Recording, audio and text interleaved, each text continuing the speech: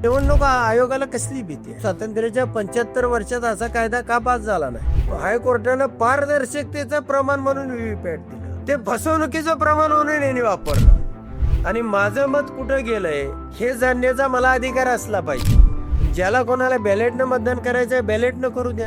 पूर्वी मतपेटीच्या माध्यमातून राजा ठरायचा, पूर्वी राणीच्या पोटातून ठरायचा, आता ईव्हीएमच्या पोटातून राजा ठरतोय. आणि हे देशासाठी घातक आहे. जो कोणी करतोय त्याच्यासाठी सुद्धा घातक आहे. रक्ताचा थेंबी न सांडता या देशामधला राजा बदलण्याची जी प्रक्रिया आहे ती डॉक्टर बाबासाहेब आंबेडकरांनी आपल्याला, तो ते मत देतोय त्यालाच ते जाते. त्या व्यक्तीला ते जात नाही म्हणून तर माझं भांडण आहे.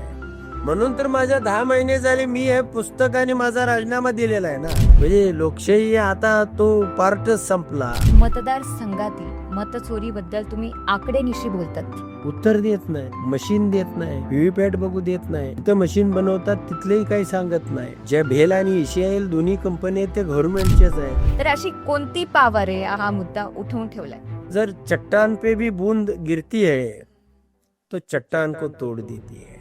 जखम माझ्या अंतकरणाला झालेली आहे. मी यामध्ये बदल.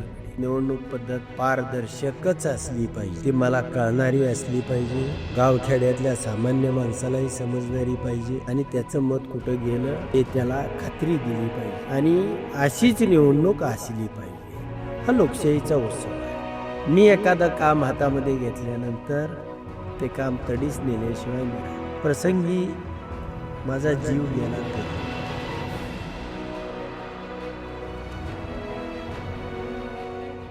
दोनच पक्षांना उभा राहता येईल.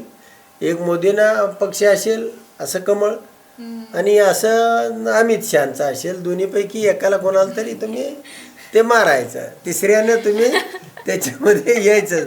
फार फार उरलं तर मग एक काहीतरी चिन्ह त्याला देता येईल समजा. ह्याच्या पलीकडे तुम्हाला मत देण्याचा अधिकार नाही.